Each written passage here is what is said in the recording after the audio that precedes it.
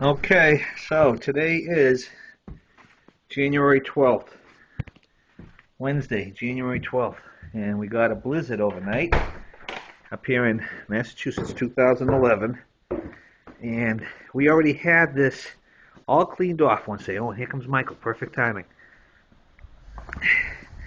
He had to go pick up Stephanie at her little friend's. Thank God for four-wheel drive.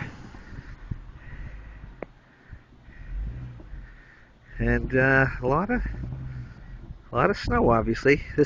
Michael's car was all cleaned off a little while ago. There was a path over here. Matthew's car was totally cleaned off. That was all plowed out, in fact. And this is what it looks like. A lot of snow. This was totally cleaned up this morning. We got another 6 inches from this morning. So, it's a winter wonderland.